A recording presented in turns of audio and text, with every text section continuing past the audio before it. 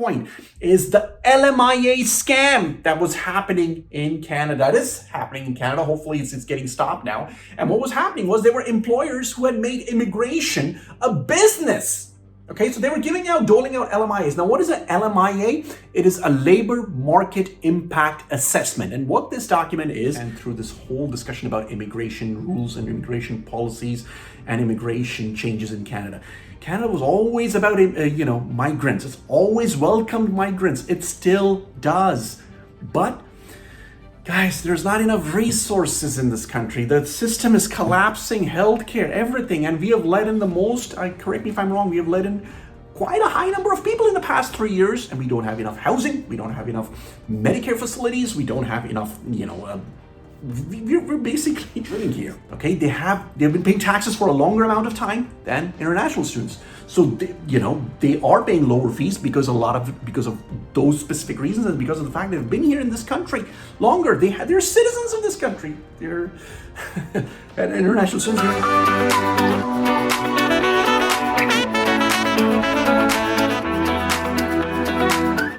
Hey everybody, welcome back to Canadian CM, my YouTube channel.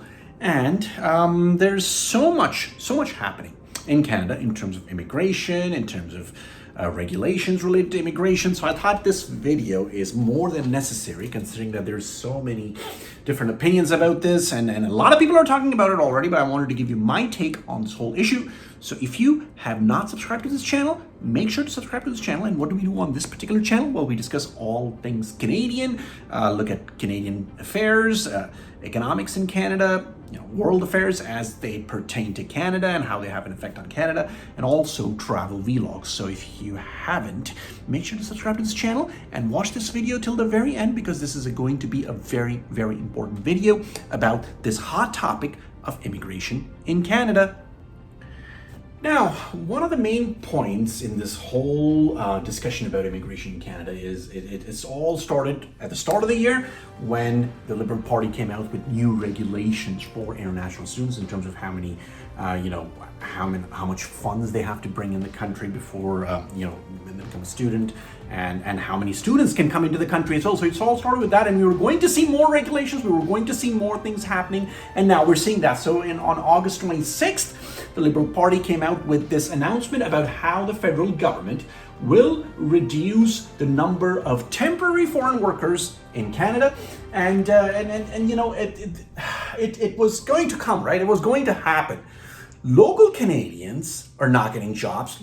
Local Canadian students, and I've been saying this, local Canadian students are not getting jobs anymore. And this summer, we will talk about that in a little bit, but in general, Canadians are not getting jobs. Okay, so there's high unemployment in a lot of different areas. So according to this temporary foreign worker program that was brought about, the intention behind this temporary foreign worker program was good.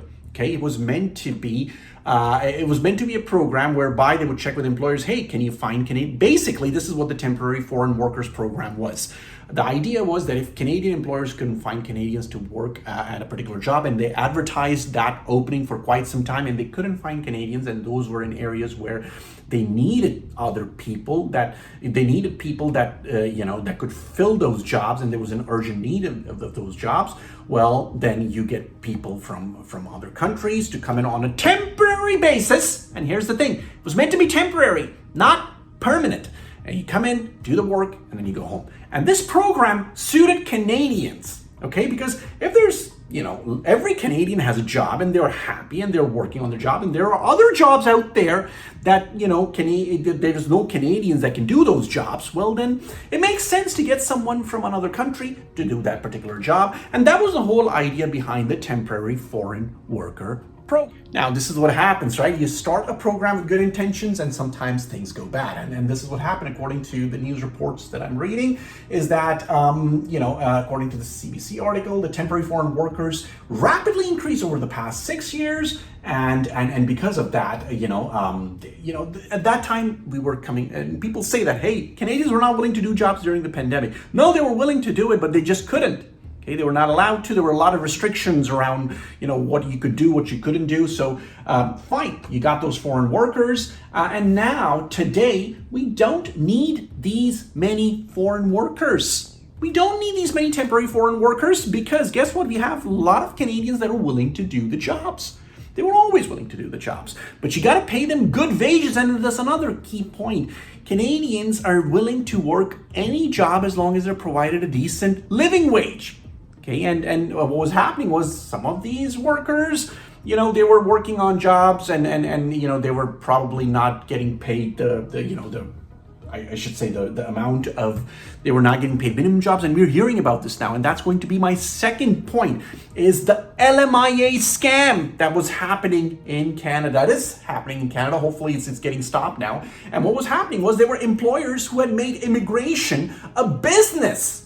Okay, so they were doling out LMIAs. Now, what is an LMIA? It is a labor market impact assessment. And what this document is that an employer, it can, in so many ways, in so many words, in simple language, all that this LMIA labor market impact assessment does is ask, the employers, they have tried to find someone, and they couldn't find a Canadian. To work that job. So then they can do an LMIA, or they can implement an LMIA where they ask the government, "Hey, we need this worker for this particular program," and you can get that LMIA approved. But there was misuse of LMIA going on, and employers were, in essence, there's so many things about it. You can check out. There is the LMIA map. Google LMIA map, everybody. It tells you how many employers in Ontario, just in the GTA area, are, you can find they couldn't find employers, they couldn't find people to work at Tim Hortons, they couldn't find bookkeepers.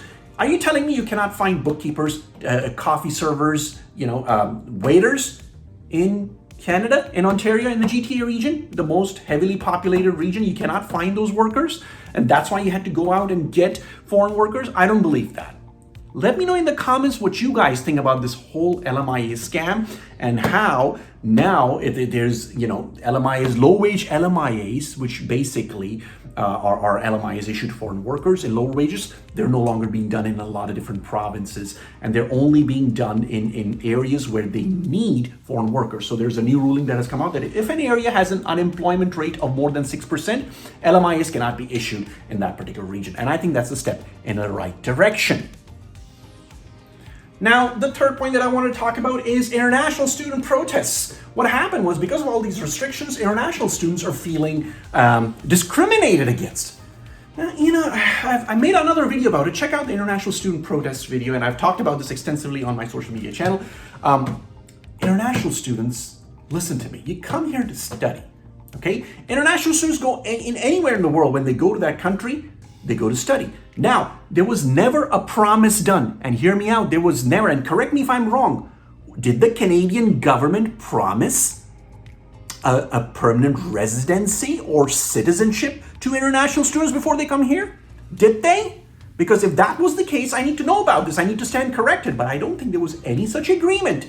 Yes, it was a pathway. That's a pathway. Now, pathways means that there is an opportunity that you might end up applying for the permanent residency if you fulfill the points. There was a legal system in place, but the needs of Canadians come first, and that's what international students need to remember. That these international students, I want to tell them, if someone came to your country and started demanding citizenship and work permit extensions, how would you feel? Especially if the unemployment in your country was not doing good. I don't think you'd be happy about it. Okay, so that's the same logic here, that these international students are so entitled. They're so entitled. They're demanding work permit extensions. Some of them are even saying that, hey, we have done a lot we have paid taxes for this country. Well, you're not, you know what is the thing. And some of them are saying we have paid high international student fees. Well, guess what? The domestic students have been living here, okay? They've been paying taxes for a longer amount of time than international students. So, they are paying lower fees because of those specific reasons, and because of the fact they've been here in this country longer. They're citizens of this country. They're and international students, you're not citizens of this country, okay? So, and to all those people who are saying I'm a hypocrite, I was an international student, okay? I was an international student. So after I finished my studies, after 9 years, I left that country. I did not go out and protest in that country, because I don't think that that's the right thing to do. So all those international student protests, I don't, I understand. I mean, you came here, you studied. The deal was you come here, you study. You might apply for citizenship or permanent residency or work permits, but that wasn't something that was promised to you. And you should not be demanding that. The other main issue out here, Canadian, and this is another report that came out, and I made a short about this as well, is that Canadians who are aged between 14 to 20, I believe, the younger age group, the youth unemployment in Canada this summer was 16.7%. That means, and this was the highest that it's ever been since 2012. So that means that Canadian kids could not find jobs this summer. Unemployment was so high. And I feel for those Canadian kids. I feel for you. And I'm hoping that these regulations that have come in place are going to, put Canadian needs first now. And Canadians are going to be giving the first priority towards these jobs. And yes, I'm not anti-immigration. Look at me. I'm an immigrant myself, okay? But I'm all about legal immigration, not illegal immigration. I'm all about the country taking care of its citizens first. And if I was getting hurt by this, I'd be okay. I'd be like, hey, yeah, it's your country, your citizens come first. You need to take care of your own. And if there is an opportunity, a legal opportunity, and there's a need for my skill set, then yes, welcome me. I'd like to come in on a highly skilled program. And that's me. That's the program. That's the program that I came on. Okay. And this is something that I want everyone to understand through this whole discussion about immigration rules and immigration policies and immigration changes in Canada. Canada was always about, migrants. It's always welcomed migrants. It still does.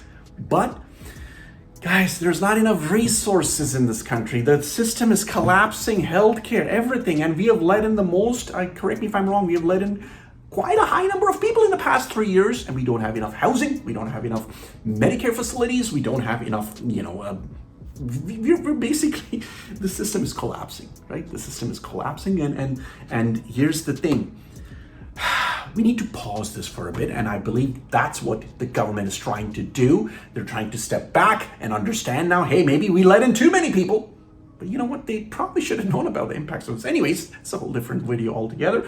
But now I believe that's a step in the right direction, is that we needed to have these regulations in place so that we can control the amount of people that are coming in the country, and so that we can fix things here. We can have more houses. We can take care of our own first. We have Canadians who are living on the streets. Okay? We have Canadians who are losing houses, who don't have jobs. We need to take care of those Canadians first, and then international students. Or anybody else for that matter. That's my take on the whole thing. What do you guys think about this whole immigration discussion in Canada? Do you believe these measures are good? I think they're good. Let me know in the comments if you disagree with me. I welcome constructive disagreement as well. And if you like this video, please make sure to hit subscribe and like, and put down in the comments what you think. I put a lot of research in when I'm trying to prepare for these videos. I try to look at different resources. I try to bring you different viewpoints and a well-researched, I should say, discussion. When I post this video, I like to do my own research. I like to bring you a well-aware, or I should say a well-put together video that looks at the issues surrounding Canada from different viewpoints, that looks at any particular issue from multiple viewpoints. And then, I do give in my viewpoint as well, and I welcome your viewpoints as well. So until next time, bye-bye from Canadian Sia, and like I always say, Canada, keep on trekking.